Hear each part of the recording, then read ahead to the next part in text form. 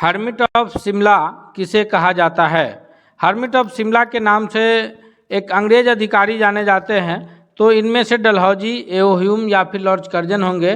तो सही उत्तर के रूप में ऑप्शन नंबर सी जाने जाएंगे कि एलन ऑक्टेवियन ह्यूम यानी एओ ह्यूम, जो कि भारतीय राष्ट्रीय कांग्रेस के संस्थापक के रूप में भी जाने जाते हैं। यह पूर्व अंग्रेज अधिकारी थे जो भारतीय राष्ट्रीय कांग्रेस की स्थापना किए थे। तो ये हर्मिट ऑफ शिमला के नाम से जाने जाते हैं। नेक्स्ट प्रश्न है, क्वेश्चन नंबर दूसरा है कि कांग्रेस अपने पतन की ओर लड़खड़ाती हुई जा रही है, यह कथन किसका था? तो ये जो कथन है कि कांग्रेस अपने पतन की ओर लड़खड़ाती हुई जा रही है, यह लॉर्ड कर्जन का कथन था। यानी ऑप्शन नंबर ए इसका सही जवाब होगा कि 1905 में इन्होंने बंगाल विभाजन किया था, इसके लिए मुख्य रूप से जाने जाते हैं। और इन्होंने ही कहा था कि कांग्रेस अपने पतन की ओर लड़खड़ाती हुई जा रही है। और कांग्रेस की जो स्थापना हुई 28 दिसंबर 1885 ईस्वी को, उस वक्त जो भारत में अंग्रेजी अधिकारी थे वो थे लॉर्ड डफरिन, यानी यहाँ के जो गवर्नर जनरल थे वो कौन थे? लॉर्ड डफरिन थे। नेक्स्ट सवाल है, क्वेश्चन नंबर तीसरा है कि भारत में कर्जन के प्रशासन की तुलना औरंगजेब से किसने की थी? भारत में कांग्रेस के प्रशासन औरंगजेब से किसने की थी? तो कर्जन के प्रशासन की जो तुलना है वो औरंगजेब से किया था। वो थे गांधी जी के जो राजनीतिक गुरु हैं, यानी गोपाल कृष्ण गोखले, जिन्होंने इंडियन ये सोसाइटी की स्थापना किए थे। भारत सिविल समाज यानी इंडियन सिविल सोसाइटी की स्थापना इन्होंने किए थे।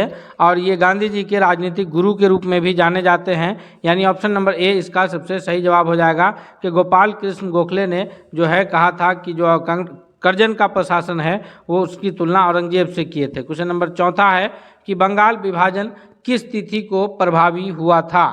तो तीन प्रमुख तिथि है। पहला है कि बंगाल विभाजन की घोषणा हुई, बंगाल विभाजन के घोषणा के पश्चात स्वदेशी आंदोलन की शुरुआत हुई, और उसके बाद जो है बंगाल विभाजन प्रभावी हुआ। तो ये सीरियल तारीख है। तो सबसे पहली जो घटना है वो बंगाल विभाजन के घोषणा की घटना है। और घोषणा कब हुई थी? तो घोषणा हुई थी 19 जुलाई 1905 ईस्वी को। घोषणा कब हुई है? ये घोषणा हुई है 19 जुलाई 1905 को। उसके बाद 7 अगस्त 1905 को लोगों ने जो है ये बंगाल के विभाजन के विरुद्ध में स्वदेशी आंदोलन का आह्वान शुरू किया। और 16 अक्टूबर 1905 से जो है वह बंगाल विभाजन की जो ये है प्रभावी हुआ है। तो ऑप्शन नंबर बी सही उत्तर होगा, क्योंकि पूछा ये जा रहा है कि प्रभावी कब हुआ है। तो प्रभावी हुआ है 16 अक्टूबर 1905 से। घोषणा कब हुई? 19 जुलाई 1905 को। याद रखिएगा तिथि, ताकि कन्फ्यूजन न हो और परीक्षा में इस प्रकार का कोई भी सवाल आए तो छूटे नहीं। हम आपसे रिक्वेस्ट करते हैं कि यदि आप हमारे चैनल पर नए हैं तो सब्सक्राइब जरूर कर लीजिएगा। साथ ही साथ वीडियो पसंद आए तो लाइक करते हुए दोस्तों के बीच भी शेयर करना नहीं भूलिएगा। अगले प्रश्न की ओर बढ़ते हैं। क्वेश्चन नंबर 5 है कि अमार सोनार बंगला का नारा किस आंदोलन में सबसे पहले दिया गया था? अमार सोनार बंगला का जो नारा है यह सर्वप्रथम ये जब 1905 में कर्जन के द्वारा बंगाल विभाजन कर दिया गया था और लोगों ने स्वदेशी आंदोलन की छेड़ा था, तो उसी वक्त अमार सोनार बंगला का जो है सबसे पहले नारा दिया गया था। और ये अमार सोनार बंगला के जो रचयिता हैं यानी जो लेखक हैं यह रविंद्रनाथ टैगोर हैं। और अमार सोनार बंगला जो यह गीत है यह अभी वर्तमान में ये बांग्लादेश का जो है राष्ट्रगान है। और रविंद्रनाथ टैगोर एक ऐसे लेखक हैं जिनके द्वारा रचित राष्ट्रगान दो प्रमुख राष्ट्रों का राष्ट्रगान है, एक बांग्लादेश का, दूसरा अपने भारत का। जो भारत का अपना जो राष्ट्रगान है कि जन गण मन अधिनायक जय है, यह रविंद्रनाथ टैगोर के द्वारा ही रचित है। रविंद्रनाथ टैगोर बंगाल से ही संबंधित थे और जो बांग्लादेश है वो भारत का ही हिस्सा है। तो भारत और दूसरा बांग्लादेश का दो प्रमुख राष्ट्रों का जो राष्ट्रगान है वह के रचयिता रविंद्रनाथ टैगोर हैं। अगले सवाल की ओर बढ़ते हैं। क्वेश्चन नंबर 6 है कि भगवान बुद्ध का जन्म कहाँ हुआ था? 6 नंबर प्रश्न का जो सही जवाब होगा कि भगवान बुद्ध का जन्म जो है वह लुम्बिनी में हुआ था। यानी option number A correct answer हो जाएगा। और उनको जो ज्ञान की प्राप्ति हुई है वह गया में हुई है। यहाँ पर ऑप्शन नंबर ए सबसे सही उत्तर के रूप में आंसर जाना जाएगा। क्वेश्चन नंबर 7 है कि कथनों पर ध्यान दीजिए और सही कूट में उत्तर करना है कि गौतम बुद्ध के पिता का नाम शुद्धोधन तथा माता का नाम महामाया देवी था। तो यह उसके बाद दूसरा है कि गौतम बुद्ध के पिता शाक्य गण के यानी शाक्य कुल के प्रमुख थे, प्रधान थे या मुखिया थे। तीसरा है कि गौतम के बचपन का नाम सिद्धार्थ था। चौथा है कि गौतम बुद्ध अशोक के समकालीन थे। तो चौथा सही नहीं होगा, क्योंकि अशोक के नहीं बल्कि समझिए चंद्रगुप्त मौर्य के समकालीन के रूप में जाने जाते हैं गौतम बुद्ध। यानी सातवां का जो सही उत्तर हो जाएगा डी हो जाएगा कि पहला, दूसरा और तीसरा ये तीनों कथन मुख्य रूप से सही है, चौथा कथन गलत है। तो वो सही उत्तर हो जाएगा पहला, दूसरा और तीसरा। क्वेश्चन नंबर 8वां है कि भगवान के जीवन, बुद्ध के जीवन से संबंधित किस घटना को महापरिनिर्वाण के नाम से जाना जाता है। तो ये दो तीन प्रमुख घटना है। एक है महाभिनिष्क्रमण, एक है धर्म चक्र परिवर्तन और एक है महापरिनिर्वाण। तो जो महापरिनिर्वाण की जो घटना है कि इनको जो निर्वाण की प्राप्ति हुई, यानी जो प्राण त्याग किए थे या कहिए कि मृत्यु की घटना को जो है महापरिनिर्वाण के नाम से जाना जाता है। 8वां का बी सही उत्तर हो जाएगा कि महात्मा बुद्ध की जो निर्वाण की प्राप्ति हुई, यानी जो वो प्राण त्याग किए हैं, उनका जो मृत्यु हुआ है वो घटना महापरिनिर्वाण के नाम से जानी जाती है। नेक्स्ट सवाल है, क्वेश्चन नंबर 9 है कि धर्म चक्र परिवर्तन क्या है। तो महात्मा बुद्ध को जब गया में निरंजना नदी के तट पर ज्ञान की प्राप्ति हो गई थी। यहाँ से भी एक प्रश्न बनेगा कि गया में किस नदी के तट पर महात्मा बुद्ध को ज्ञान की प्राप्ति हुई। तो निरंजना नदी के तट पर हुई थी। उसके पश्चात जब इन्होंने सारनाथ में, कहाँ, सारनाथ में अपना प्रथम उपदेश दिया था, तो अपने इस 5 लोगों को दिया था सबसे पहले अपना प्रथम उपदेश। तो वो उनके द्वारा जो दिया गया प्रथम उपदेश है उसको धर्म चक्र परिवर्तन के नाम से जाना जाता है। यानी 9वां का सी सही उत्तर हो जाएगा कि गौतम बुद्ध का प्रथम उपदेश जो है वो धर्म चक्र परिवर्तन कहलाता है। नेक्स्ट सवाल है, क्वेश्चन नंबर 10 है कि किस जैन तीर्थंकर का नाम ऋग्वेद में मिलता है। तो 4 जो प्रमुख वेद है, ऋग्वेद, यजुर्वेद, सामवेद, अथर्ववेद, जिसमें सबसे पुराना जो वेद है, प्राचीन वेद है, वो ऋग्वेद है। तो इसमें से किस तीर्थंकर का नाम हमें ऋग्वेद में उल्लेखित मिलता है। इसका सही उत्तर हो जाएगा वह ऑप्शन नंबर 1 ऋषभ देव का नाम जो है ऋग्वेद में मिलता है। नेक्स्ट सवाल की ओर बढ़ते हैं। क्वेश्चन नंबर 11 है कि महावीर स्वामी को संपूर्ण ज्ञान का बोध किस नदी के तट पर हुआ था। तो गौतम बुद्ध को तो अभी हम पिछला प्रश्न में बताए हैं कि किस नदी के तट पर हुआ था। आप इसका उत्तर कमेंट करके हमें बता सकते हैं, या फिर हम आपको बता रहे हैं कि जो महावीर स्वामी को ज्ञान की प्राप्ति हुई है वह ऋजुपालिका नदी के तट पर हुई है। यानी ऑप्शन नंबर बी इसका 11वां नंबर प्रश्न का सही उत्तर होगा। दोस्तों, आप अगर हमसे पहले प्रश्न का उत्तर कर पा रहे हैं तो आप कमेंट करके ज़रूर बताइएगा। साथ ही साथ अगर आपको वीडियो पसंद आ रहा है तो लाइक करते हुए दोस्तों के बीच शेयर कीजिए, और अंत में आप जरूर कमेंट करके बताइए कि आपने कुल कितने प्रश्नों का उत्तर कर पाए हैं।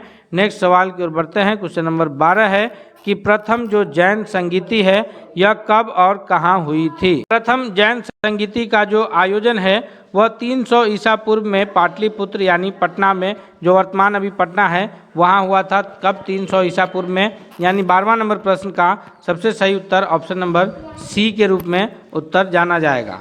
और पाटलिपुत्र में बौद्ध संगीति भी हुई है, लेकिन पाटलिपुत्र में जो बौद्ध संगीति हुई है वो तीसरी बौद्ध संगीति थी, और जैन संगीति प्रथम थी जो पाटलिपुत्र में हुई थी।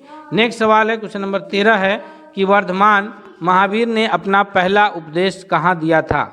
यानी वर्धमान 13वां नंबर प्रश्न का जो सही उत्तर के रूप में आंसर जाना जाएगा वह हो जाएगा ऑप्शन नंबर 13 के लिए ए, कि राजगिरी के वितुलाचल पर्वत पर इन्हें ज्ञान की प्राप्ति हुई थी। नेक्स्ट सवाल है 14 कि निम्नलिखित में से कौन सा कथन गलत है। तो इसका जो सही जवाब होगा कि जो कथन गलत है कि जैन धर्म आत्मा में विश्वास रखता है, यह कथन सही है। जैन धर्म अनात्मवादी है। जैन धर्म पुनर्जन्म में विश्वास रखता है, सही है। जैन धर्म पुनर्जन्म में विश्वास नहीं रखता है, गलत है। क्योंकि जैन धर्म जो है, जैन धर्म में भी हिंदू धर्म की भांति पुनर्जन्म में विश्वास है, अच्छे कर्मों पर उन्हें पुनर्जन्म में अच्छे फल मिलने का ये है। अगले सवाल की ओर बढ़ते हैं। क्वेश्चन नंबर 15 है कि निम्नलिखित में से कौन सा जैन साहित्य नहीं है। भगवती सूत्र है, कल्प सूत्र है, विनय पिटक है और अचरंग सूत्र है। यानी इसमें सही उत्तर ऑप्शन नंबर सी हो जाएगा कि विनय पिटक जो है यह जैन साहित्य नहीं है, बल्कि विनय पिटक जो है यह एक बौद्ध साहित्य है। यानी ऑप्शन नंबर सी इसका सबसे सही जवाब होगा। नेक्स्ट सवाल है, क्वेश्चन नंबर 16 है हमारे स्क्रीन पर कि भूपटल पर पाए जाने वाला जो तत्व है वह कौन सा तत्व सबसे ज़्यादा पाया जाता है। तो दोस्तों इसका जो सही उत्तर हो जाएगा कि भूपटल पर जो सबसे ज़्यादा तत्व पाया जाता है वो ऑक्सीजन है। हालांकि आप कहिएगा कि नाइट्रोजन 78% है, तो वायुमंडल में पाए जाने वाले गैसों के मिश्रण में नाइट्रोजन 78% है। यानी यहाँ पर तत्व के रूप में पूछा जा रहा है कि भूपटल पर यानी जमीन पर, तो पृथ्वी पर जो है सबसे ज़्यादा ऑक्सीजन तत्व की अधिकता पाई जाती है, और ये नाइट्रोजन की जो अधिकता है 78% वो वायु में है। पृथ्वी के ऊपर वायु की परत है, तो इसलिए ऑप्शन नंबर 16 का सी सही उत्तर होगा। नेक्स्ट सवाल है 17 के नीस किस आग्नेय चट्टान का कायांतरित रूप है, यानी नीस किस चट्टान से बनता है परिवर्तन होकर के। तो इस 17वां नंबर सवाल का सही उत्तर हो जाएगा 17 का जो सही उत्तर हो जाएगा वो सी हो जाएगा कि ग्रेनाइट चट्टान से जो है कायांतरित यानी आग्नेय चट्टान से कायांतरित होकर के ग्रेनाइट का निर्माण होता है। आग्नेय चट्टान से ही कायांतरित होकर के क्या है, ग्रेनाइट का निर्माण होता है। नेक्स्ट सवाल की ओर बढ़ते हैं। क्वेश्चन नंबर 18 है कि निम्नलिखित में से कौन सा मिलान गलत है। इसमें श्रीलंका से पृथक करती है, भारत को श्रीलंका से कौन अलग करती है। अगर हम लोग भारत का मैप देखें तो भारत के मैप में थोड़ा सा इसमें फ्री हैंड बनाने में ये दिक्कत है। यहाँ पर जो हमारा राज्य है तमिलनाडु, वहाँ उसके किनारे जो है हिंद महासागर लगता है, और वहाँ पर करीब में नीचे जो है हमारा ये जलीय पड़ोसी देश श्रीलंका स्थित है, जो भारत और श्रीलंका को स्थल सीमा तो कहीं पर टच नहीं होता है, लेकिन जो जलीय सीमा के द्वारा अलग किया जाता है उसका नाम है पाक जल संधि। याद रखिएगा, पाक जल संधि के द्वारा जो है भारत और श्रीलंका पृथक होता है। और यह पाक जल संधि जो स्थित है यहाँ पर कौन महासागर है, तो भारत के नाम पर ही, हिंदुस्तान के नाम पर ही स्थित हिंद महासागर है, और हिंद महासागर के पाक जल संधि के द्वारा जो है भारत और श्रीलंका अलग अलग होते हैं। अगले क्वेश्चन की ओर बढ़ते हैं। दूसरा क्वेश्चन हमारे स्क्रीन पर कि भारत तथा चीन के बीच जो सीमा रेखा है, अंतर्राष्ट्रीय सीमा रेखा, उसको किस नाम से जाना जाता है। भारत और चीन के बीच जो अंतर्राष्ट्रीय सीमा रेखा है उसको किस नाम से जाना जाएगा। तो ये जो हमारे भारत का मैप है जिसमें भारत की जो सीमा है वो 7 स्थलीय पड़ोसी देश से लगता है। पश्चिम से अगर हम लोग शुरू करें तो पाकिस्तान, अफगानिस्तान, चीन, नेपाल, भूटान, म्यांमार, बांग्लादेश, इन सभी देशों से सीमा लगता है। जिसमें जो रेड क्लिफ रेखा है, ऑप्शन में जो हमारे रेड क्लिफ रेखा है, तो याद रखिएगा सर जॉन रेड क्लिफ के नेतृत्व में यह रेखा भारत और पाकिस्तान के बीच खींची गई थी। तो यह भारत और पाकिस्तान की अंतर्राष्ट्रीय सीमा रेखा है, लेकिन मैक मोहन के द्वारा जो है भारत और चीन के बीच अंतर्राष्ट्रीय सीमा रेखा खींची गई है। अर्थात option number B correct answer होगा कि भारत तथा चीन के बीच की जो सीमा रेखा है वह मैक मोहन रेखा के नाम से जानी जाती है। और डुरंड रेखा जो है वह वर्तमान में पाकिस्तान और अफगानिस्तान के बीच की सीमा रेखा है। पहले जो भारत में अंग्रेजों का शासन चल रहा था, पूरा जो हमारा ये भारत था, संगठित भारत, तो उस वक्त जो है अंग्रेजों ने डुरंड रेखा खींच करके अफगानिस्तान को अलग किया था। अभी जो इस प्रश्न का दूसरा नंबर क्वेश्चन का जो सही उत्तर है कि भारत तथा चीन के बीच की जो अंतर्राष्ट्रीय सीमा रेखा है वो मैकमोहन लाइन के नाम से जानी जाती है। नेक्स्ट क्वेश्चन है, क्वेश्चन नंबर तीसरा है कि निम्नलिखित में से किस देश के साथ भारत की अंतर्राष्ट्रीय सीमा नहीं लगती है। अंतर्राष्ट्रीय सीमा अर्थात अंतर्राष्ट्रीय स्थलीय सीमा नहीं लगती है।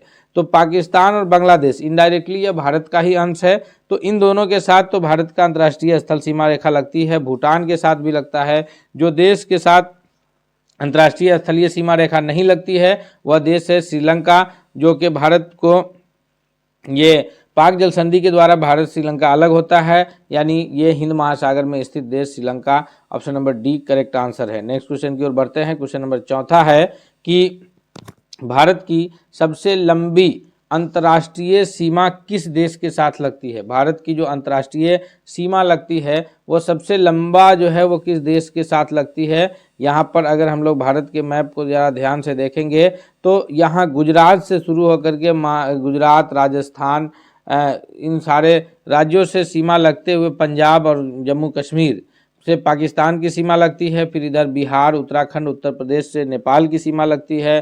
फिर चीन की सीमा जो है लद्दाख में भी लगती है, पीछे सिक्किम में भी लगती है, अरुणाचल प्रदेश में भी लगती है।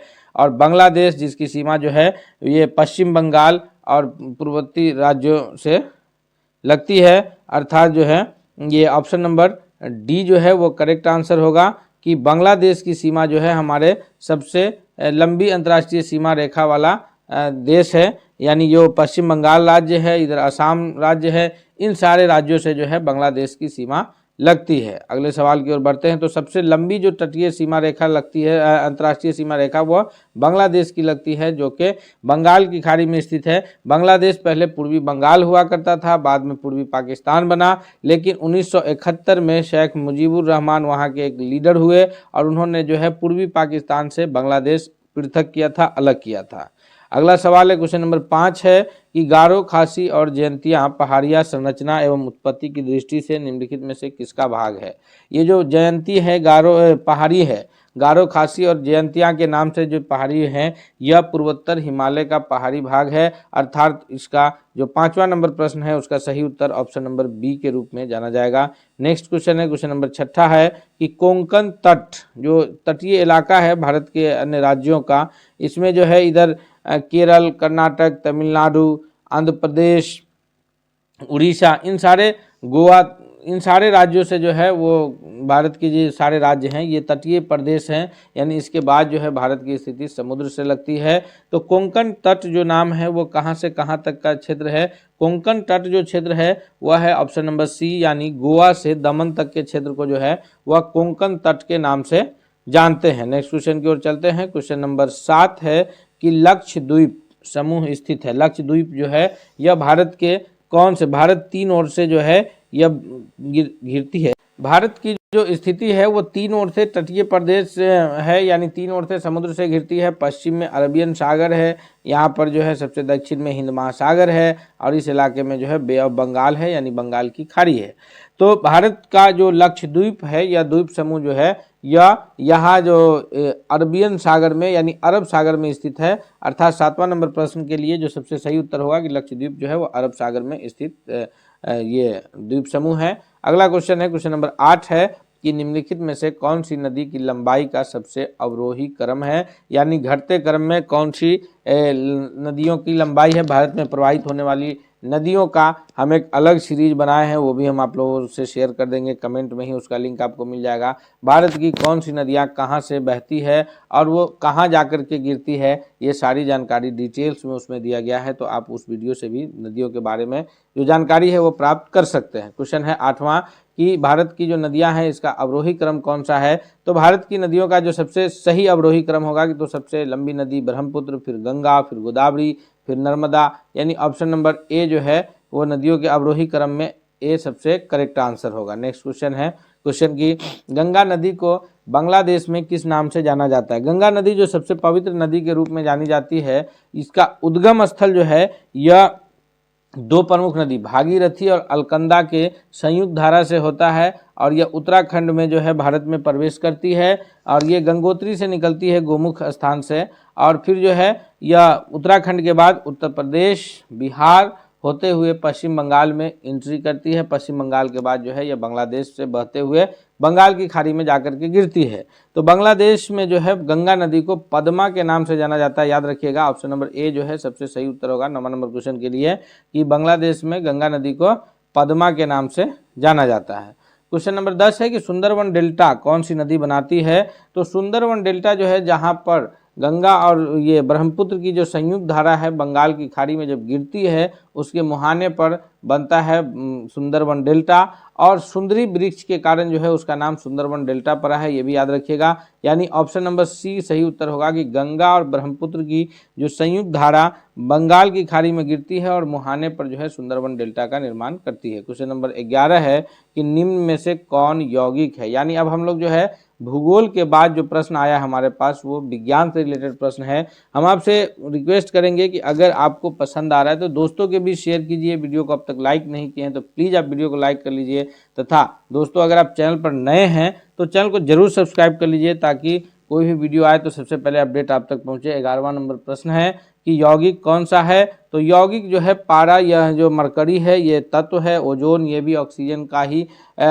ये अणु है लेकिन ये यौगिक नहीं है, वायु मिश्रण है। अमोनिया जो है जिसका सूत्र होता है NH3, यह यौगिक की श्रेणी में आएगा, अर्थात ऑप्शन नंबर डी जो है करेक्ट आंसर है। क्वेश्चन नंबर 12 है कि 2 या 2 से अधिक शुद्ध पदार्थों के मात्रा के विचार से निश्चित अनुपात में संयोग करने से पदार्थ कौन सा बनता है?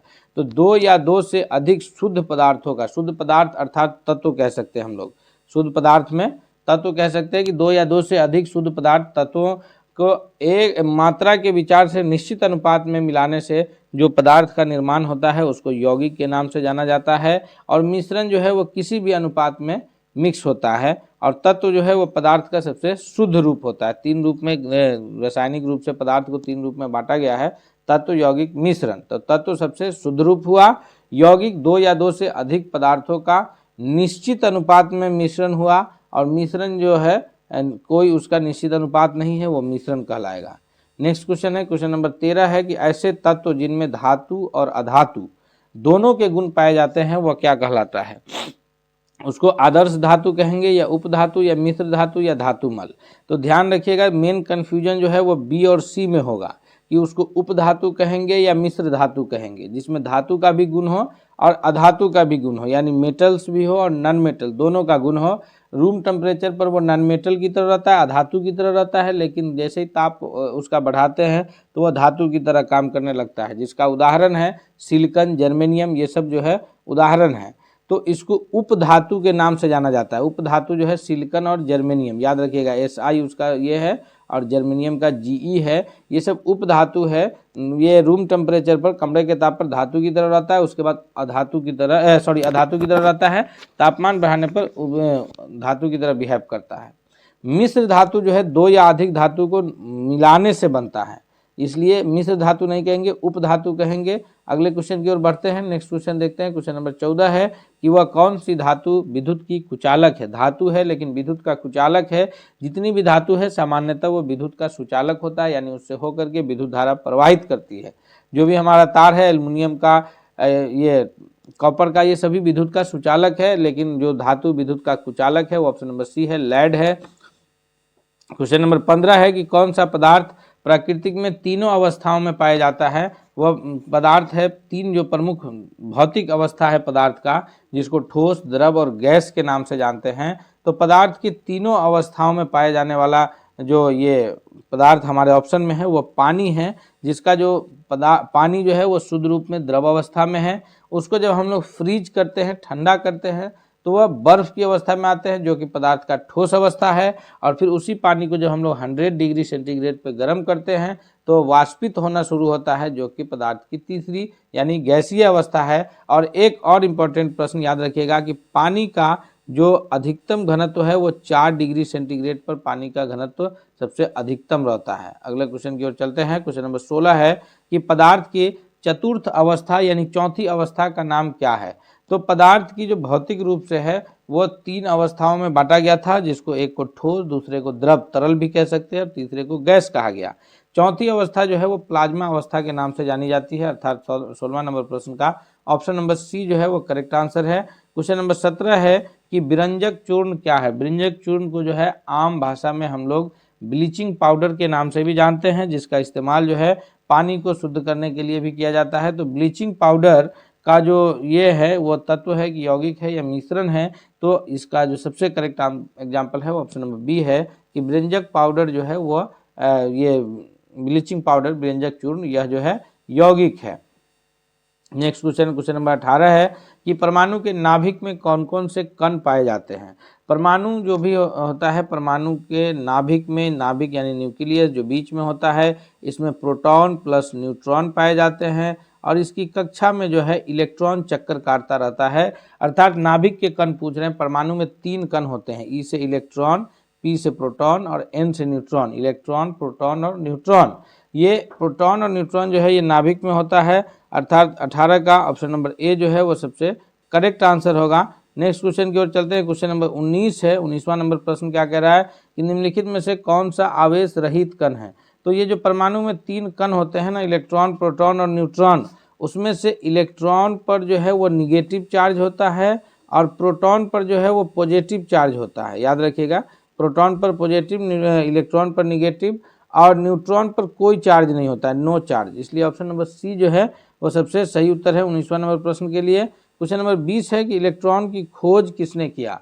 तो ये जो 3 कण हैं परमाणु के, इसमें 3 कण का याद रखिए। इलेक्ट्रॉन की खोज करने वाले हैं जे थॉमसन हैं, प्रोटॉन की खोज करने वाले गोल्डस्टीन है, याद रखिएगा, और न्यूट्रॉन की खोज करने वाले जो हैं वह ये जेम्स चैडविक हैं, याद रखिएगा तीनों कण।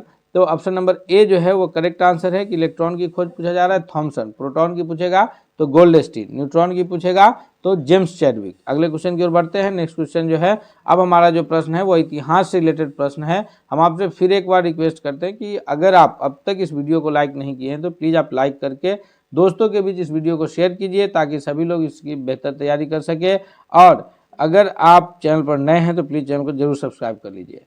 कह रहा है कि सिंधु घाटी सभ्यता कहाँ तक विस्तृत थी। सिंधु घाटी सभ्यता का जो विस्तार है वह पंजाब, राजस्थान, गुजरात, उत्तर प्रदेश, हरियाणा, सिंध और बलूचिस्तान, इन सभी जगहों पर इसका जो है विस्तार रहा है। सभी स्थल के बारे में जो डिटेल्स जानकारी है उसका भी अलग वीडियो हमारे पास उपलब्ध है। बल्कि सिंधु घाटी सभ्यता पर हमने 100 प्रश्नों का एक महत्वपूर्ण 100 प्रश्नों का सेट भी चलाया है, जो भी इसी चैनल पर मौजूद है, आप उसे भी देख सकते हैं। उसका भी लिंक हम इसके डिस्क्रिप्शन में मौजूद है।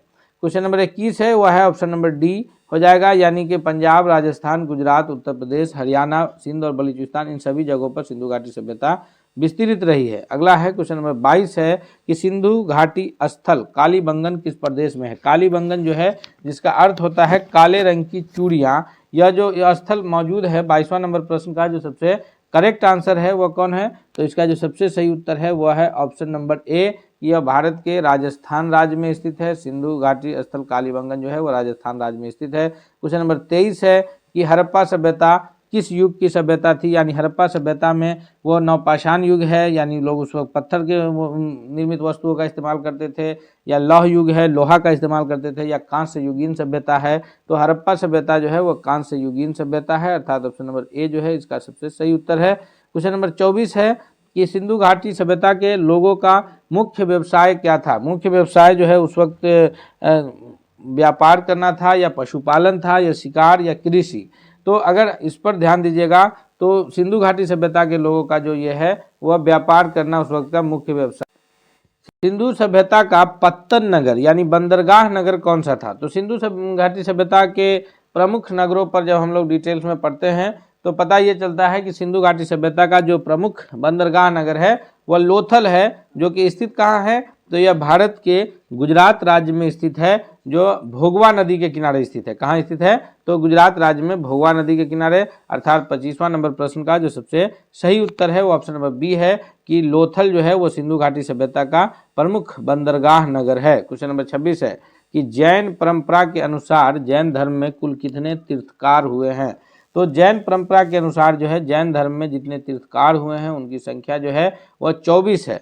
तीर्थकारों की संख्या कितनी है, 24 है। प्रथम तीर्थकार जो है वो ऋषभ देव के नाम से जाने जाते हैं, और 23वें तीर्थकार जो है वो पार्श्वनाथ है, और 24 एवं अंतिम तीर्थकार जो हुए हैं वह महावीर हुए हैं। स्वामी महावीर जो है वो 24 और अंतिम तीर्थकार के रूप में जाने जाते हैं। क्वेश्चन नंबर 27 है कि किस शासक ने बौद्ध के लिए विख्यात विक्रमशिला विश्वविद्यालय की स्थापना की थी। विक्रमशिला विश्वविद्यालय जो है वह आधुनिक भारत के ये अपने बिहार के ये आधुनिक बिहार के जो है विक्रमशिला विश्वविद्यालय भागलपुर जिले में स्थित था, और इसकी जो स्थापना है वह धर्मपाल के द्वारा किया गया था, अर्थात ऑप्शन नंबर डी। याद रखिएगा, 2 प्रश्न इससे बन सकते हैं कि विक्रमशिला विश्वविद्यालय वर्तमान में वह कौन सा जिला इससे संबंधित है, तो वह जो है ये भागलपुर जिला संबंधित है। और भागलपुर का एक और इतिहास है कि भागलपुर जो है वो रेशम के उत्पादन के लिए प्रमुख रूप से भी जाना जाता है। नेक्स्ट क्वेश्चन है, क्वेश्चन नंबर 28 है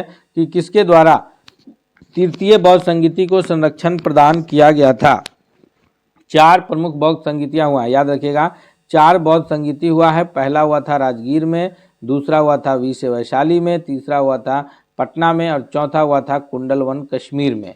तो तीसरी जो बौद्ध संगीति हुई है जो कि पाटलिपुत्र पटना में हुआ है, उसकी जो संरक्षण देने का काम किया है उस वक्त जो ये सम्राट थे वो सम्राट अशोक महान थे, अर्थात ऑप्शन नंबर बी जो है वह अब इसका सबसे करेक्ट आंसर के रूप में जाना जाएगा। क्वेश्चन नंबर 29 है कि महावीर के माता का नाम क्या था। महावीर के माता का नाम जो है वह त्रिशाला था, जो कि लिच्छवी गणराज्य की राजकुमारी थी, अर्थात ऑप्शन नंबर सी जो है वह सबसे सही उत्तर होगा। महावीर के माता का नाम क्या था, त्रिशाला। ऑप्शन नंबर सी सबसे करेक्ट आंसर है। क्वेश्चन नंबर 30 है कि महावीर की मृत्यु कहाँ हुई थी। महावीर की जो मृत्यु है या जिसको महापरिनिर्वाण के नाम निर्वाण की प्राप्ति कहिए, तो महावीर की जो निर्वाण की प्राप्ति हुई है वह श्रवण बेलगोला में हुआ है या लुम्बिनी में हुआ है या फिर कुलगुमलय या पावापुरी। तो ऑप्शन नंबर डी जो है सबसे करेक्ट आंसर है कि महावीर की जो निर्वाण की प्राप्ति है वो पावापुरी में हुई है। अगले क्वेश्चन की ओर बढ़ते हैं। क्वेश्चन नंबर 31 है कि भारतीय राष्ट्रीय कांग्रेस की सबसे पहली महिला अध्यक्ष कौन थी। भारतीय राष्ट्रीय कांग्रेस की जो पहली महिला अध्यक्ष के रूप में जाना जाता है नाम, वह एनी बेसेंट का जाना जाता है। थोड़ा सा भारतीय राष्ट्रीय कांग्रेस का भी इतिहास याद रखिए कि 1885 ईस्वी में इसकी स्थापना हुई थी। WC बनर्जी यानी व्योमेश चंद्र बनर्जी जो है इसके प्रथम अध्यक्ष थे। एओ ह्यूम को जो है संस्थापक, एलन ऑक्टेवियन ह्यूम, एओ ह्यूम को संस्थापक के रूप में जाने जाते हैं और इसकी स्थापना मुंबई में किया गया था। उसके बाद जो है फिर अलग अलग जगहों पर पूरा इसका अधिवेशन होता है और अलग अलग लोगों के द्वारा अध्यक्षता की जाती है। और इसका जो है पहली महिला अध्यक्ष है वो एनी बेसेंट है और प्रथम भारतीय महिला अध्यक्ष जो है वो सरोजिनी नायडू के रूप में जानी जाती है। कौन?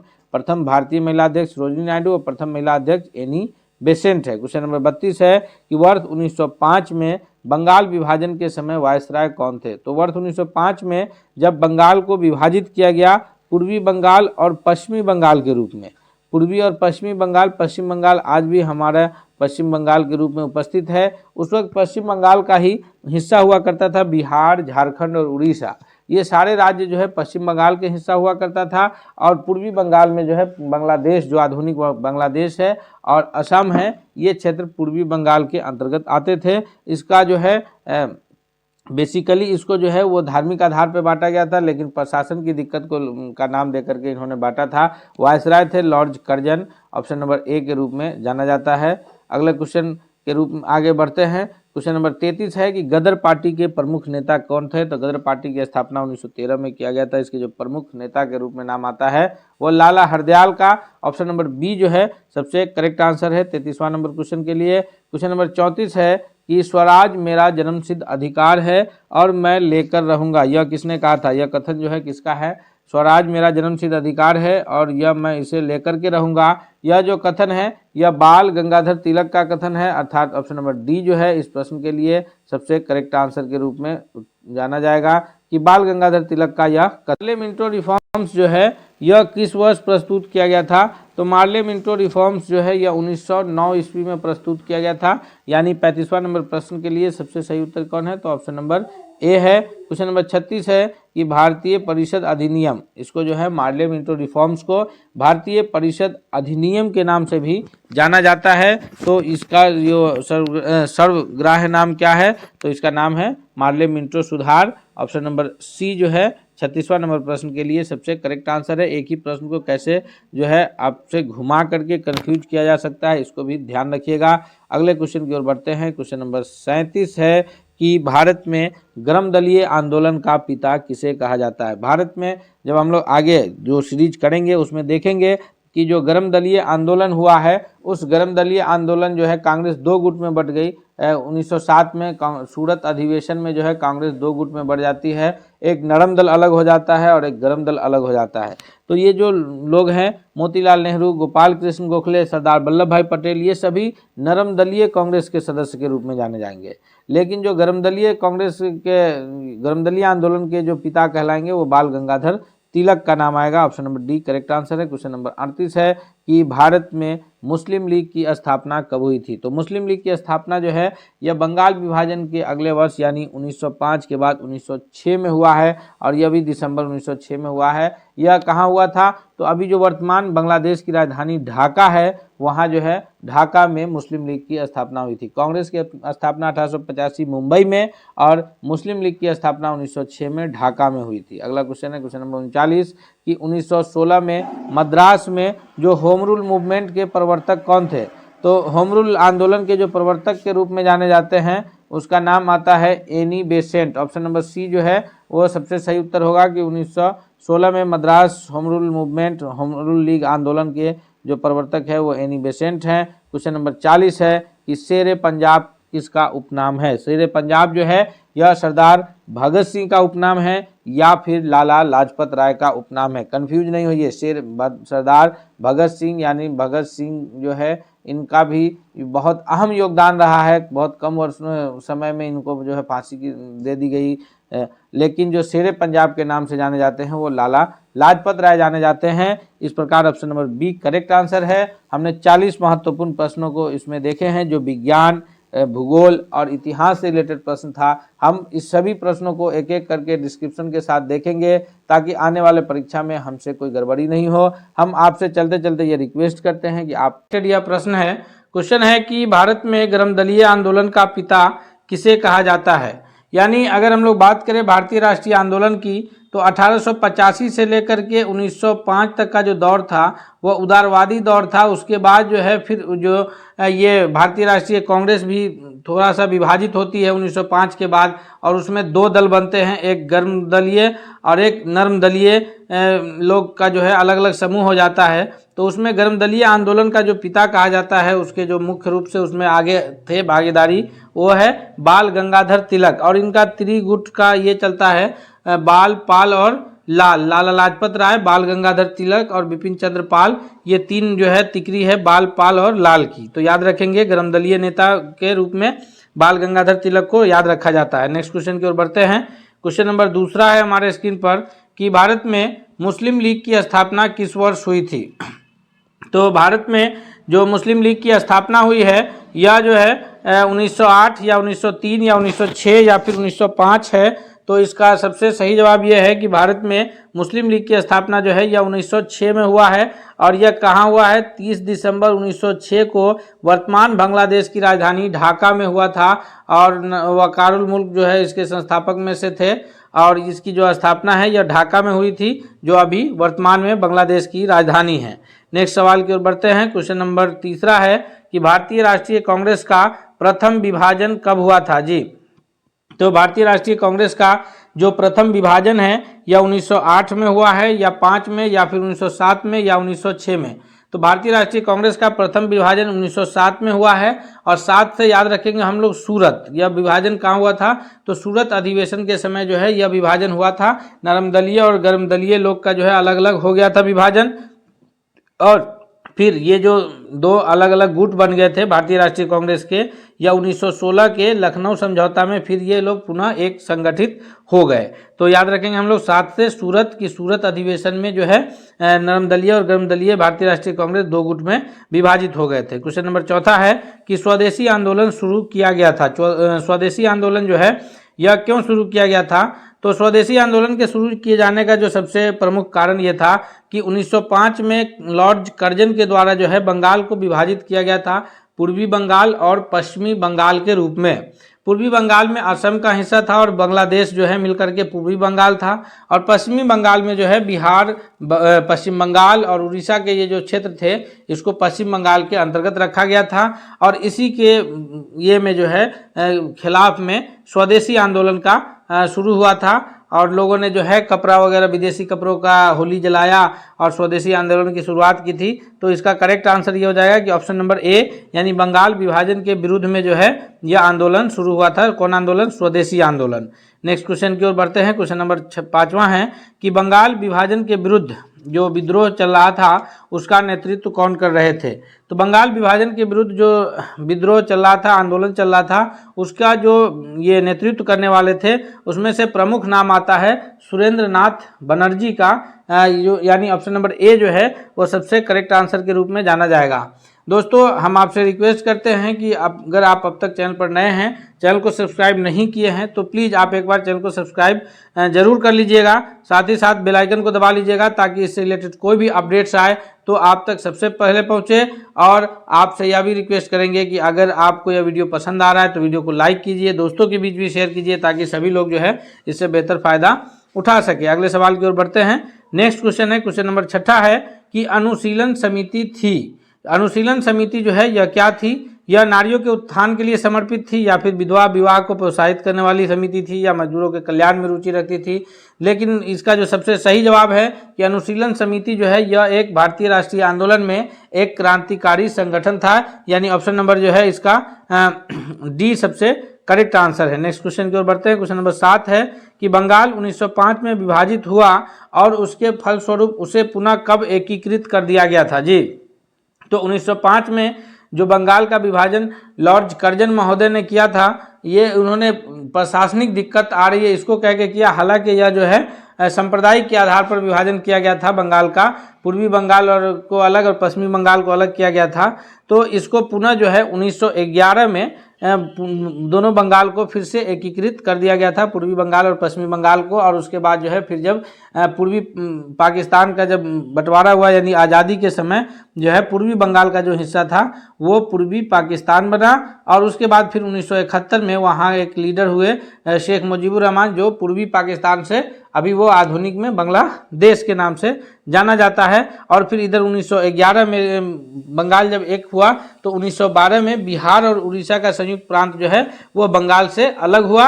और फिर उड़ीसा जो है बिहार से 1936 में अलग हुआ। और बिहार से झारखंड जो है सबसे अंतिम में इधर 15 नवंबर 2000 ईस्वी को अलग हुआ है। अगले सवाल की ओर बढ़ते हैं। नेक्स्ट क्वेश्चन है, क्वेश्चन नंबर 8 है कि भारतीय राष्ट्रीय कांग्रेस की सबसे पहली महिला अध्यक्ष कौन थी। भारतीय राष्ट्रीय कांग्रेस की अगर पहली महिला अध्यक्ष की बात करेंगे तो पहली महिला अध्यक्ष के रूप में जो है नाम आता है एनी बेसेंट का, यानी ऑप्शन नंबर सी जो है वो करेक्ट आंसर होगा। वहीं सरोजिनी नायडू जो है वो प्रथम भारतीय महिला अध्यक्ष है। भारतीय राष्ट्रीय कांग्रेस की प्रथम भारतीय महिला अध्यक्ष जो है वो सरोजिनी नायडू जी हैं और प्रथम महिला अध्यक्ष जो है वो एनी बेसेंट है। अगले सवाल की ओर बढ़ते हैं।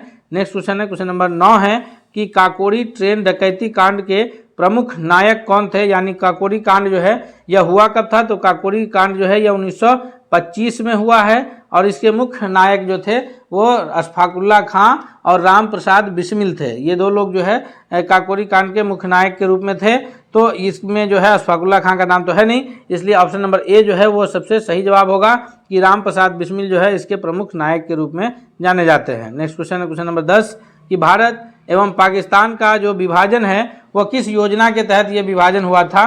10वां नंबर प्रश्न का जो सबसे सही जवाब होगा कि इसका जो विभाजन हुआ है, भारत एवं पाकिस्तान के जो विभाजन हुआ था यह जो है माउंटबेटन योजना के तहत हुआ। यानी ऑप्शन नंबर ए जो है 10वां नंबर प्रश्न के लिए भी सबसे करेक्ट आंसर के रूप में जाना जाएगा कि यह भारत और पाकिस्तान का विभाजन जो है माउंटबेटन योजना के तहत हुआ।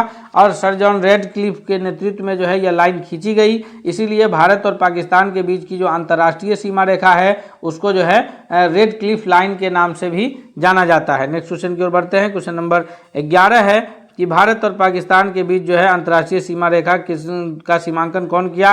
तो अभी हम लोग इस पर चर्चा ही किए हैं कि भारत और पाकिस्तान के बीच जो अंतर्राष्ट्रीय सीमा रेखा है उसका सीमांकन जो है वो रेडक्लिफ महोदय ने किया था, इसलिए उसका नाम जो है रेडक्लिफ लाइन के नाम से जाना जाता है। ऑप्शन नंबर सी इसका करेक्ट आंसर होगा 11वां नंबर प्रश्न के लिए। नेक्स्ट क्वेश्चन की ओर बढ़ते हैं। क्वेश्चन नंबर 12 है कि देश सबसे छोटी स्थलीय सीमा भारत का किस देश से लगता है। भारत के जो पड़ोसी देश हैं जिसमें पाकिस्तान, अफगानिस्तान, बांग्लादेश, श्रीलंका, उसके बाद नेपाल, भूटान, चीन, बर्मा, इन देशों में से जो सबसे छोटा स्थलीय सीमा लगता है भारत का वह भूटान से लगता है, यानी option number D correct answer होगा। और सबसे लंबा जो स्थलीय सीमा रेखा लगता है भारत का वह लगता है बांग्लादेश से। याद रखेंगे हम लोग, सबसे छोटा भूटान से और सबसे लंबा सीमा रेखा किससे लगता है, ये बांग्लादेश से लगता है। नेक्स्ट क्वेश्चन की ओर बढ़ते हैं। क्वेश्चन नंबर 13 है कि लक्षद्वीप जो कि अरब सागर में स्थित है, भारत के पश्चिम में जो है यह अरब सागर में स्थित लक्षद्वीप में द्वीपों की जो समूह है 13, यानी ऑप्शन नंबर इसका जो है सबसे करेक्ट आंसर क्या होगा 13वां नंबर क्वेश्चन के लिए, ऑप्शन नंबर सी होगा कि 36 जो है द्वीपों का समूह है। भारत का जो लक्षद्वीप है यह अरब सागर में स्थित, इसमें 36 द्वीपों का समूह है, इसलिए लक्षद्वीप समूह के नाम से इसको जाना जाता है। नेक्स्ट क्वेश्चन की ओर बढ़ते हैं। क्वेश्चन नंबर 14 है कि भारत की भौगोलिक स्थिति के संबंध में कौन सा कथन सबसे सही है।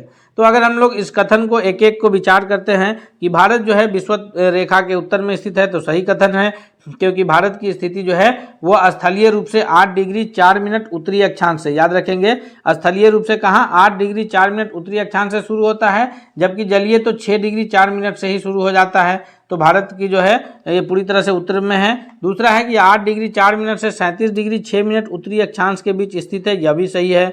तीसरा है कि भारत की जो स्थिति है देशांतरीय हिसाब से 68 डिग्री 7 मिनट से लेकर के 97 डिग्री 25 मिनट पूर्वी देशांतर में है, यह भी सही है। इसलिए ऑप्शन नंबर डी जो है करेक्ट आंसर हो जाएगा कि उपयुक्त सभी सही है। भारत जो है अक्षांशीय हिसाब से उत्तरी गोलार्ध में है और देशांतरीय हिसाब से पूर्वी गोलार्ध में है, याद रखेंगे हम लोग। और पूर्वी गोलार्ध में होने के कारण ही जो है भारत का समय ग्रीनविच के समय से 5.5 घंटा आगे है। नेक्स्ट क्वेश्चन की ओर बढ़ते हैं। क्वेश्चन नंबर 15 है कि भारत की जो सबसे लंबी सुरंग, सबसे बड़ी जवाहर सुरंग जो है यह किस राज्य में स्थित है। सबसे बड़ी सुरंग जवाहर सुरंग किस राज्य में स्थित है, तो इसका सबसे सही उत्तर क्या होगा 15वां नंबर प्रश्न के लिए। सबसे जो सही उत्तर है कि यह जम्मू कश्मीर राज्य में स्थित है, यानी ऑप्शन नंबर डी जो है यह करेक्ट आंसर हो जाएगा। नेक्स्ट क्वेश्चन है, क्वेश्चन नंबर 16 है कि हिमाचल प्रदेश में स्थित दर्रा किस नाम से कौन सा है, यानी जो दर्रा जो पहाड़, दो पहाड़ों के बीच प्राकृतिक रूप से जो पतला सा संकरा रास्ता होता है उसको दर्रा के नाम से जानते हैं। तो यह जो दर्रा है हिमाचल प्रदेश में स्थित दर्रा कौन सा है, हिमाचल प्रदेश में जो दर्रा है उसको किस नाम से जाना जाता है। ऑप्शन नंबर इसका करेक्ट आंसर ए होगा कि सिपकिला दर्रा के नाम से जो है उसे जाना जाता है। नेक्स्ट क्वेश्चन है, क्वेश्चन नंबर 17 है कि निम्नलिखित में से कौन सा दर्रा पश्चिमी घाट पर्वतमाला में स्थित नहीं है। तो पश्चिमी घाट पर्वतमाला में जो स्थित दर्रा है उसमें से पिपली घाट दर्रा स्थित नहीं है। बाकी ये तीनों दर्रा थालघाट दर्रा, भोरघाट दर्रा और पालघाट, भोरघाट और पालघाट, ये तीनों दर्रा जो है ये पश्चिमी घाट पर्वतमाला में स्थित है। ये तीनों दर्रा जो है मुख्य रूप से दक्षिण भारत की दर्रा के नाम से भी ये जाना जाता है। अगले सवाल की ओर चलते हैं हम लोग। नेक्स्ट क्वेश्चन है, क्वेश्चन नंबर 18 है कि जोजिला दर्रा जो है वो किसको किससे जोड़ता है। भारत में वो जो है किन दो प्रमुख स्थानों को जोड़ने का काम करता है। तो जोजिला दर्रा जो है यह श्रीनगर और लेह को जोड़ता है, या फिर इसके अतिरिक्त इसका करेक्ट आंसर है 18 का ए ही होगा कि जो जोजिला दर्रा है यह भारत में श्रीनगर को लेह से जोड़ने का कार्य करता है। नेक्स्ट क्वेश्चन है, क्वेश्चन नंबर 19 है कि पालघाट दर्रा निम्नलिखित में से किन दो राज्यों को जोड़ता है। पालघाट दर्रा जो मुख्य रूप से जिन दो राज्यों को जोड़ता है वह है ऑप्शन नंबर 19वां के लिए ए कि केरल और तमिलनाडु को जोड़ने का कार्य जो है पालघाट दर्रा, अभी हम कहें पीछे कि थालघाट, पालघाट और भोरघाट, ये तीन प्रमुख जो है दक्षिण भारत की दर्रा है, जिसमें पालघाट दर्रा जो है वो केरल और तमिलनाडु को जोड़ता है। बाकी जो दो दर्रे हैं यानी पालघाट के अतिरिक्त थालघाट और भोरघाट, वो दोनों दर्रा महाराष्ट्र राज्य में स्थित है। अगले सवाल की ओर चलते हैं। नेक्स्ट क्वेश्चन है, क्वेश्चन नंबर 20 है कि नाथुला दर्रा किस राज्य में स्थित है। यह बिहार बोर्ड के क्लास 5 का पहला चैप्टर है इसका जो है ईवीएस का, जिसमें नाथुला दर्रा का चर्चा किया गया है, नाथुला की शहर। तो नाथुला दर्रा जो है यह कहाँ स्थित है हम सभी जानते हैं, इसका उत्तर तो सभी लोग हम लोग कर सकते हैं आसानी के साथ कि यह दर्रा जो है यह सिक्किम राज्य में स्थित है, यानी 20वां नंबर प्रश्न के लिए ऑप्शन नंबर सी जो है करेक्ट आंसर होगा। नेक्स्ट क्वेश्चन की ओर बढ़ते हैं। क्वेश्चन नंबर 21 है कि मनुष्य के बुद्धि एवं चतुराई का केंद्र कौन सा है। मनुष्य के बुद्धि एवं चतुराई का जो केंद्र है मस्तिष्क में, हमारे शरीर सर में, यह सेरिब्रम के नाम से जाना जाता है, यानी इसका जो करेक्ट आंसर होगा वो ऑप्शन नंबर सी के रूप में जो है जाना जाएगा। दोस्तों अब हम लोग जो है इतिहास और भूगोल के अतिरिक्त साइंस का प्रश्न देख रहे हैं। हम आपसे रिक्वेस्ट करेंगे फिर एक बार कि अगर अब तक आप चैनल पर नए हैं तो प्लीज़ आप एक बार चैनल को जरूर सब्सक्राइब करके बेल आइकन को दबा लीजिए, ताकि कोई भी अपडेट्स आए तो सबसे पहले आप तक पहुंचे। साथ ही साथ आपसे रिक्वेस्ट है कि आपको यह वीडियो कैसा लगा आप कमेंट करके जरूर बताएंगे। नेक्स्ट क्वेश्चन की ओर बढ़ते हैं। क्वेश्चन नंबर देखते हैं 22वां नंबर प्रश्न कह रहा है कि वायुमंडल में सामान्यतः CO2 पाया जाता है। CO2 जो है वायुमंडल में कितना प्रतिशत पाया जाता है, यह हमको जानकारी देनी है। तो इसका जो सबसे सही जवाब होगा कि इस पर पिछले क्लास में भी हम लोग चर्चा किए थे, नाइट्रोजन 78%, ऑक्सीजन 21%, हो गया 99%, CO2 जो है वो 0.03%, यानी ऑप्शन नंबर डी जो है करेक्ट आंसर होगा। और 0.97 में जो है वो इसके अतिरिक्त जितने भी गैसेज हैं वायु में वो 0.97% में ही स्थित है, यानी 22वां के लिए ऑप्शन नंबर डी सही उत्तर है। नेक्स्ट क्वेश्चन है 23 है कि निम्नलिखित में से कौन सी बीमारी श्वसन तंत्र से संबंधित है, यानी सांस लेने से संबंधित बीमारियां कौन सी है। तो श्वसन तंत्र से संबंधित बीमारी जो है टीबी यानी ट्यूबरक्लोसिस भी है और न्यूमोनिया भी है। तो इसका सही उत्तर क्या हो जाएगा कि डी, जैसे बीपीएससी जो है एक से अधिक प्रश्न उत्तर सही होने की स्थिति में एक ऑप्शन नंबर डी रखता है, जिसका में जो है लिखा होता है कि एक से अधिक, तो यहाँ पर जो है डी हो जाएगा, बी और सी दोनों, या फिर एक से अधिक के लिए डी ऑप्शन करेक्ट होगा। नेक्स्ट क्वेश्चन की ओर बढ़ते हैं। क्वेश्चन नंबर 24 है कि पुष्पों का अध्ययन क्या कहलाता है। पुष्पों यानी फूलों का जो अध्ययन है इसको किस नाम से जाना जाता है।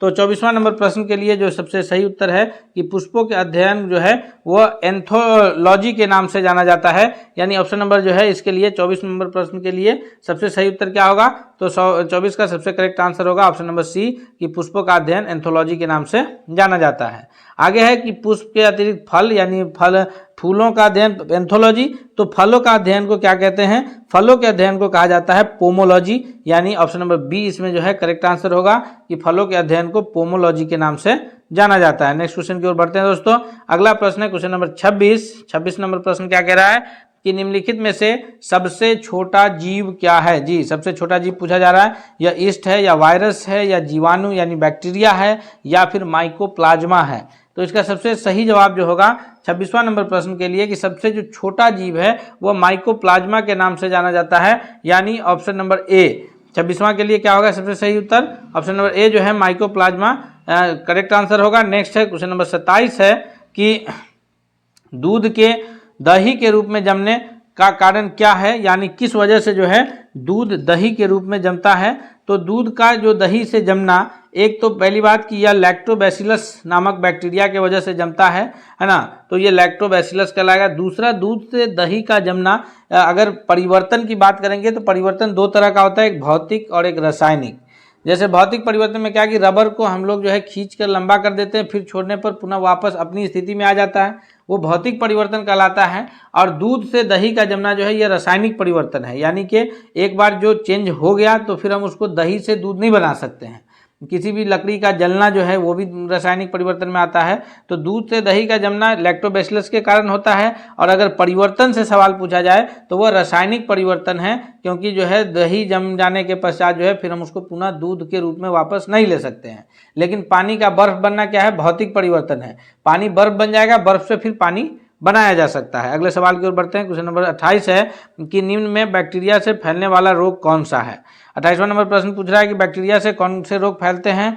चेचक यानी चिकन पॉक्स के नाम से जो कहा जाता है, या फिर तपेदिक, या मप्स, या पीलिया। तो इसका सबसे सही उत्तर है ऑप्शन नंबर ए कि चेचक जो है यह बैक्टीरिया से फैलने वाला रोग है। नेक्स्ट क्वेश्चन है क्वेश्चन नंबर 29 है कि गाजर है, गाजर जो हम लोग खाते हैं, कैरेट, जिसमें विटामिन ए प्रचुर मात्रा में पाया जाता है। याद रखेंगे हम लोग गाजर जिसमें क्या कौन सा विटामिन पाया जाता है, तो विटामिन ए जो है प्रचुर मात्रा में पाया जाता है।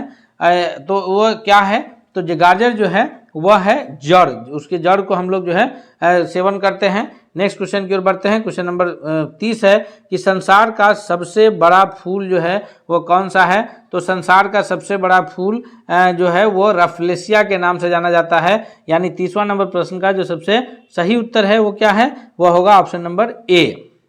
नेक्स्ट क्वेश्चन की ओर बढ़ते हैं। क्वेश्चन नंबर 31 है। 31वां नंबर प्रश्न क्या कह रहा है कि निम्नलिखित में से कौन सा राज्य क्षेत्र घटा या बढ़ा सकता है।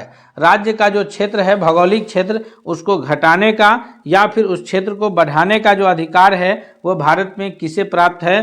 तो किसी राज्य के क्षेत्र को घटाने या बढ़ाने का जो अधिकार है यह भारतीय संसद को, संसद से तात्पर्य यह है कि उसके सदन यानी लोकसभा, राज्यसभा और फिर राष्ट्रपति का अनुमोदन, तो इन तीनों अंग मिलकर के संसद बनता है। तो भारतीय संसद को यह अधिकार प्राप्त है कि वह राज्य के क्षेत्र को घटा या फिर बढ़ा सकता है। ऑप्शन नंबर बी जो है वह सही उत्तर के रूप में जाना जाएगा। नेक्स्ट क्वेश्चन की ओर बढ़ते हैं। क्वेश्चन नंबर 32 है। 32वां नंबर प्रश्न क्या कह रहा है कि भाषा के आधार पर जो राज्यों का गठन हुआ है वह किस वर्ष हुआ है। भाषा के आधार पर राज्यों का जो गठन हुआ है यह ऑप्शन नंबर जो है 32 का हो जाएगा कि भाषा के आधार पर राज्यों का गठन 1956 में हुआ है, यानी ऑप्शन नंबर ए जो है वो सबसे इसका सही उत्तर के रूप में जाना जाएगा। नेक्स्ट क्वेश्चन की ओर बढ़ते हैं हम लोग। अगला प्रश्न क्या कह रहा है, अगला क्वेश्चन है कि समानता का अधिकार भारतीय संसद के किन 5 अनुच्छेदों में दिया गया है।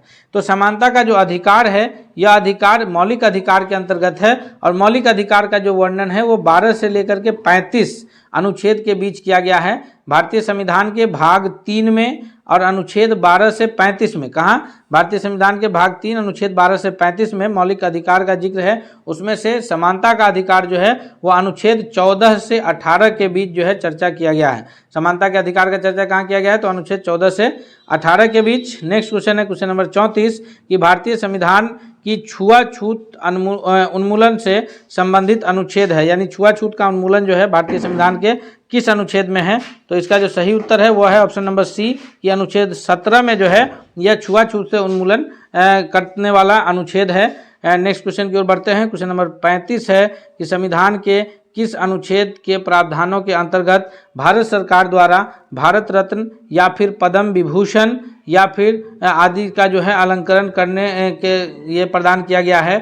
तो पद्म विभूषण, पद्म भूषण और ये भारत रत्न का जो अलंकरण करने का ये प्रदान किया गया है, यह है ऑप्शन नंबर बी यानी अनुच्छेद 18 के तहत। नेक्स्ट क्वेश्चन की ओर बढ़ते हैं। इससे पहले हम आपसे फिर एक रिक्वेस्ट करेंगे कि आप अगर अब तक चैनल पर नए हैं तो दोस्तों आप जरूर सब्सक्राइब कर लीजिएगा, और वीडियो पसंद आ रहा हो तो लाइक करिए और फिर कमेंट करके बताइएगा हमें। क्वेश्चन नंबर 36 है कि अनुच्छेद 19 में वर्णित स्वतंत्रताएं निम्नलिखित में से किसको प्राप्त है, यानी भारतीय संविधान का जो अनुच्छेद 19 है उसमें जो स्वतंत्रता का जिक्र है वह किन्हें प्राप्त है। यह जो है केवल भारतीय नागरिकों को प्राप्त है, या भारत में पैदा हुए सभी व्यक्तियों को प्राप्त है, या भारत के निवासियों को। थोड़ा थोड़ा सा का डिफरेंस है, इसमें हम लोग कंफ्यूज नहीं होंगे। जो अनुच्छेद 19 में अंतर्गत स्वतंत्रताएं हैं वो भारत के नागरिकों को प्राप्त है। भारत में पैदा हुए व्यक्ति अगर किसी अन्य देशों की नागरिकता प्राप्त कर लेता है तो उन्हें अनुच्छेद 19 का जो स्वतंत्रता दिया गया है वो उसे नहीं मिल पाएगा। तो इसलिए जो है हम ये नहीं कहेंगे, या फिर भारत के निवासी, तो भारत में जो है अन्य देश के आकर के लोग अगर शिक्षा पाना, इलाज कराने के लिए से रह रहे हैं, निवास कर रहे हैं, उन्हें अगर भारत की नागरिकता प्राप्त नहीं है तो फिर वो स्वतंत्रता भी उसे प्राप्त नहीं है। तो यह स्वतंत्रता किसको है कि भारतीय नागरिकों को, भले वो कहीं और का हो लेकिन आकर के अगर भारत में नागरिकता प्राप्त कर लिया है तो उसे यह अधिकार प्राप्त होगा। अगले क्वेश्चन की ओर बढ़ते हैं। क्वेश्चन नंबर 37 है कि निम्नलिखित में से कौन मौलिक अधिकार नहीं है। तो मौलिक अधिकार जो है यह बोलने का अधिकार, जिसको हम लोग अभिव्यक्ति की आज़ादी के नाम से जानते हैं, यह मौलिक अधिकार की श्रेणी में आता है। हड़ताल पर जाने का अधिकार, यानी कि हम लोग जो है हमारे संविधान के द्वारा यह अधिकार प्राप्त है कि हम जो है किसी चीज़ का विरोध कर सकते हैं, हड़ताल कर सकते हैं, और उसके बाद जो है धार्मिक स्वतंत्रता का अधिकार प्राप्त है। लेकिन व्यवसाय करने का जो अधिकार है, ये 37वां नंबर प्रश्न के लिए ऑप्शन नंबर बी जो है ये मौलिक अधिकार के रूप में नहीं जाना जाएगा। जो है ऑप्शन नंबर बी इसका सबसे करेक्ट आंसर होगा। नेक्स्ट है क्वेश्चन नंबर 38 है कि भारतीय संविधान का कौन सा अनुच्छेद व्यक्ति के विदेश यात्रा के अधिकार को संरक्षण करता है, यानी व्यक्ति के विदेश यात्रा अधिकार करने को संरक्षण करने वाला अधिकार जो है वह कौन सा है, किस अनुच्छेद के तहत यह व्यक्ति को अधिकार प्राप्त है। तो इसका करेक्ट आंसर है ऑप्शन नंबर 21, यह अनुच्छेद 21 के तहत जो है यह स्वतंत्रता का जो अधिकार है, समानता का अधिकार, दूसरा स्वतंत्रता का अधिकार जो है यह उसके तहत अधिकार लोगों को प्राप्त है। क्वेश्चन नंबर 39 है कि भारतीय संविधान के किस अनुच्छेद में शोषण के विरुद्ध जो है अधिकारों का वर्णन किया गया है। तो शोषण के विरुद्ध अधिकारों का जो वर्णन है 39वां नंबर प्रश्न का सबसे सही उत्तर है ऑप्शन नंबर सी कि अनुच्छेद 23 से 24 के बीच जो है वह शोषण के विरुद्ध अधिकार को वर्णन किया गया है। नेक्स्ट है क्वेश्चन नंबर 40 है कि मौलिक अधिकारों के अंतर्गत कौन सा अनुच्छेद बच्चों के शोषण से संबंधित है। मौलिक अधिकार के अंतर्गत कौन सा अनुच्छेद बच्चों के शोषण से संबंधित है, यह है ऑप्शन नंबर डी कि यह अनुच्छेद 24 जो है यह बच्चों के शोषण से संबंधित है। दोस्तों हम लोग 40 प्रश्न जो है कंप्लीट किए हैं, जिसके उत्तर को हम लोग उसके व्याख्या के साथ देखे हैं। हम उम्मीद करते हैं कि इस 40 प्रश्न से हमें 100 प्रश्न भी नहीं छूटेंगे। इससे रिलेटेड अगर प्रश्न आते हैं तो जितना हम लोग चर्चा किए हैं, तो यह वीडियो आपके हर परीक्षा के लिए लाभकारी और हितकारी साबित होगा। हम आपसे एक रिक्वेस्ट करेंगे कि अगर आप अब तक चैनल पर नए हैं, सब्सक्राइब नहीं किए हैं, तो जरूर सब्सक्राइब कर लीजिए, और दोस्तों इस वीडियो को लाइक करते हुए दोस्तों के बीच भी अपने शेयर कीजिए ताकि सभी लोग इससे बेहतर फ़ायदा उठा सकें। मिलते हैं हम लोग अगले सेट के साथ, तब तक के लिए बहुत बहुत धन्यवाद।